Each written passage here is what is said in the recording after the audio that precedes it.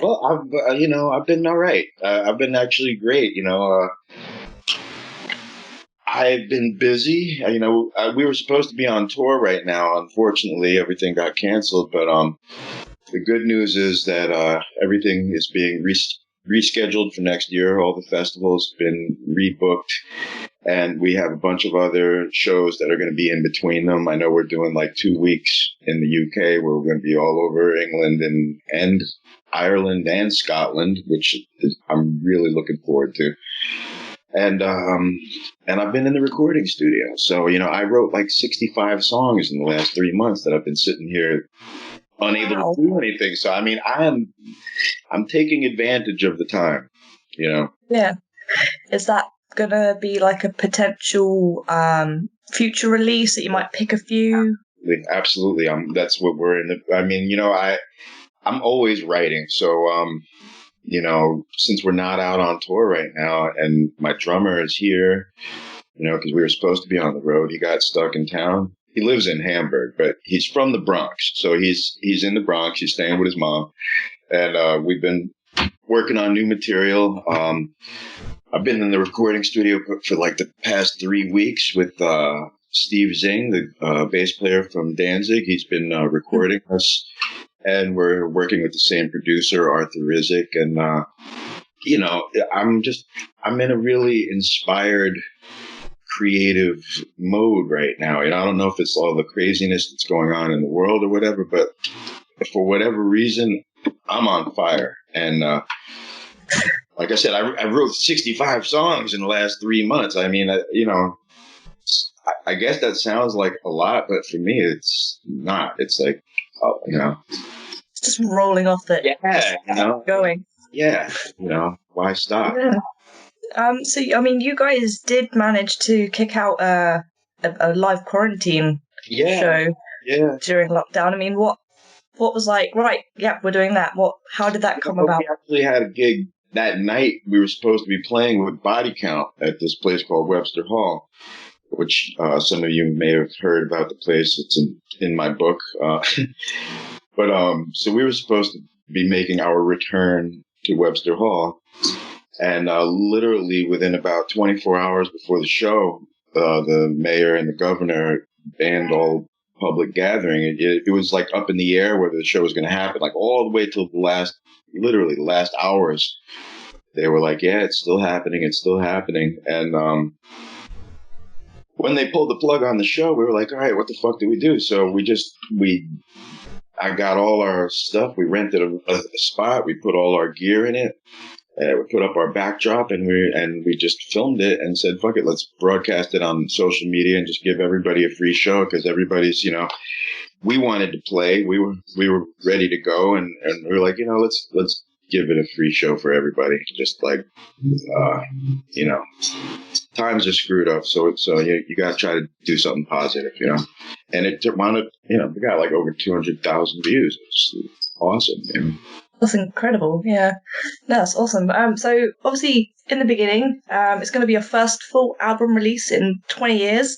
Yeah. Amazing. So what was going through your head when you decided to like start writing it and you're like, right, now's the time? You know what? I was just really happy to be working again, to be using my name again. And to have record labels behind me for a change. For the last, 20 years, I've been basically doing everything myself. I wasn't even, because of all the confusion that was going on, I couldn't really work as the Cro Mags. I had to settle all that. And then to finally have that behind me and to, like I said, to have labels behind me willing to pay for my studio time, I was really excited going in. I mean, a lot of crazy stuff happened in the recording process, which I think in a lot of ways maybe made the album better, but like a lot of even bad shit, like, my friend Bourdain, he killed himself. And then when we were in the studio, my brother-in-law was battling pancreatic cancer, and he, eventually lost that battle, and as well did my guitarist's girlfriend was also battling cancer. So there was a lot lot of loss, a lot of pain, and a lot of struggling that was going on in the process of the recording. And but at the same time, there was also a lot of real positive energy. And I think that making the album was really helpful for all of us to deal with what we were going through emotionally, and to have some place to be able to put our energy that was positive, rather than just, emotion and sadness and having nowhere to go with it. So it was a real blessing to have this to work on. And I'm, I had just great musicians on it, so this whole process, it's awesome to be where I am right now. Yeah, absolutely. I've read like a little bit about what, you talking about the album, and you kind of wanted it to say something to like your fans, and like, what do you want to elaborate on kind of what that was? What do you want the album to? Well, there's a lot of messages in the lyrics, a lot of real heartfelt. I'm also, I'm a father of 2 teenagers, and that, and just that, and all the life experiences I've been through, so there's a lot of the reoccurring theme in the album is really, like the title of the first song, Don't Give In. It's like, because I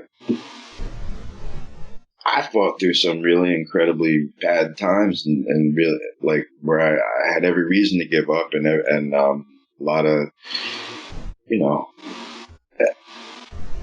and now I'm really in the best place I've ever been in my life. So having that hindsight and that knowledge, I feel like if there's anything I can tell anybody, it's like, don't give up, no matter how bad things seem, no matter how overwhelming life is, you can get through it. And when you do, it will be so powerful. I don't feel like anything can stop me at this point. Even the bad things that happened in my life, they empowered me, because ultimately they got me here. They made me who I am. They taught me to deal with stuff. I think that's really the most important thing, is learning how to fight through the hard times, because they're always going to be there. They're going to come. Even when your life is, you could have look at Tony, man, Bourdain. He had all the money in the world, all the fame, all the, people who thought he was just living the life, and meanwhile he was struggling on the inside. So, and then that moment of weakness, and now he's gone. And that's why I'm just like, don't surrender ever. You can't, doesn't matter how fucking bad things seem. You have no right to cash it in, because you just don't know what the future could give you. It could give you, like I told my son, one time, like, you don't know. Things may seem bad right now, but you don't know. You might meet somebody that'll just change your life in such incredible ways. You might find some new joy, some new experience that just changes your whole perspective on everything. So you cannot surrender to the sadness and the desperation, Yeah, no, absolutely. Online I've seen Cro Mags be referred to as a band that has a strong cult following. How much would you agree with that statement, and how does that make you feel? It's kind of true, I guess, because we've never had any real mainstream success, but yet the band has endured, for a long time. And even with all the, revolving door lineup, band members and stuff, whatever it is that I've done, and that the different groups of people have done together. Yeah. Obviously it's very meaningful, which is one of the reasons why I was really disappointed with all the original guys, that they weren't really, I whether people know it or not, for years I've been extending my hand to all of them and trying to figure out if there was ever some kind of resolution, because, you know, when you've made such a difference in people's lives, that should mean something to you, you know. And I just feel like, you know, if those guys could have put down their bitterness or their pride and all that shit, their ego and their anger, just put it down for like, you know, 45 minutes, they could just see how many people that would make so incredibly happy. That should mean more to you than whatever little personal bullshit gripe that you have or whatever. But obviously none of those guys really see it that way. So I'm still doing it and they're not. And, yeah, and you know, if the fans don't mean enough to you to put aside your personal issues, then, you know, in my opinion, you don't deserve the fans. You know, there is that way of looking at it as well. Yes, yeah. Like if you can't put down your bullshit for 45 minutes out of a 24-hour day to make all those people happy, I'm sorry, you're an asshole. Because, you know, the world's much bigger than you. Yeah. And you know, and there's 23 other hours left in the day for you to do your thing. So if you can't swallow your own pride for fucking 45 minutes, then you know, fuck you then. You know. That is fair. You don't deserve to play with me or play my songs, you know? Yeah, no, absolutely. Has the band started making plans for when the lockdown's done? Well, yeah, like I said, all of the shows have been rebooked. So next year is going to be really busy. I mean, we've been adding stuff, like I said. You know, we didn't have Ireland or Scotland on the map for this year, but we do now for next year. We're also going to like Russia. You know, we're going to Japan. We're going to be all over the place. We're doing Europe. We're, you know, trying to figure out how to get to Australia right now. I mean, so it's a really good thing that I'm in the recording studio now, because I don't think I'm going to have much time next year to write and record, because I'm going to be touring a lot. So fortunately, we'll have at least an album or more recorded by then. Yeah. I mean, for you personally, what's the thing you're looking forward to most when this is all over? You know, honestly, getting back to work, man, I miss my coworkers. I don't just mean playing music. I mean, you know, at the academy, you know, where I teach jujitsu at the Hensel Gracie Academy, I miss my coworkers and my friends from work and the students, and, you know, and my boss and his family. They're really like family to me. So, you know, I miss them a lot, and, you know, I can't wait to get back on the mats again, you know, and kick my son's asses a little bit. They're getting a little big and they think they're tough. And That's great. That's really great. So there's probably not many milestones left that you guys could hit, because I mean, like, you know, you guys are. I disagree. There's always more to do. There's always more to achieve. Be the next one that's at the forefront of your mind for Cro Mags? The album you want to be hitting? The album I'm working on right now. I mean, I love the record we just did, but it also took a long time to not just.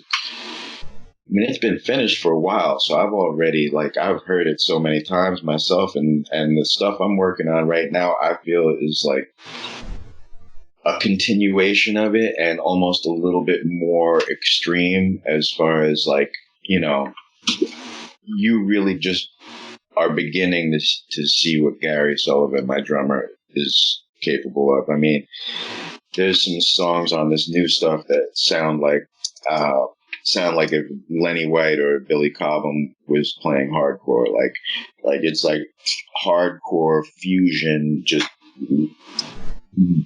badassery. I mean, it's so, you know, I'm really excited about the new music, and I'm looking forward to seeing how it turns out. You know, you never really know until it's done. So, and I'm really looking forward to getting on the road again, man. It sucks that this year got canceled, but you know, like I said, don't waste time, man. You know, I got stuck at home, so write songs, work out, you know, use the time effectively. keeping it busy. Yeah.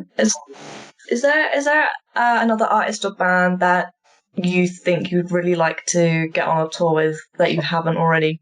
Oh yeah, there's so many. I mean, I can't even think all of them right off the top of my head, but I'd love to get on tour with Body Count. We were supposed to play with them, and me and Ice have been, we became friends, and he's just cool as hell. I mean, I can relate to him in so many ways. He just happens to be a little older than me.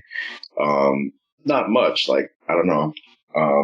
But anyway, but we still, we come from the same era, and we have a lot of historical memories, like references that a lot of other people may not understand, because of our age and also because of the environments that we grew up in. He's actually from the East Coast. He's not from the West Coast. He's from New Jersey. Okay. He's from the hood out here, and then he moved out there. So we understand a lot of the same things. That's one band. I would love to also get out on the road with Phil Campbell's band, the Bastard Sons, just because I had him on. I was lucky enough, blessed to have him on my record, and so that would be a blast. But there's so many good bands out there right now. Yeah, no, definitely. Do you want to give a signing off message to your fans? Just that we all been going through some crazy times, the whole world, man. Everybody's been really stressed out with everything that's been going on, and I'm seeing it even amongst like friends of mine that are pretty level-headed people. We're all feeling the stress, and I think everybody just needs to take a moment, take a deep breath, and just think about the fact that things are not that bad compared to how things have been at other times in history. And this is an opportunity for us to really learn a lot and move forward and do great things. I mean, we're witnessing history in so many ways, and that in itself is, for me, kind of exciting. Like this whole pandemic thing, it sucks, but hopefully we've learned something from this experience, and we'll be able to use that moving forward if something like this happens again, which it will, because nature's going to come up with more ways to kill us, and terrorists are going to use this shit now that they realize what kind of havoc that it causes, the way it affects people, psychologically and economically. This is a powerful weapon. So, biological terrorism and shit like this is most likely going to happen again. So at least now we know a little bit, now we maybe can be more prepared. And as far as all this police madness that's been going on and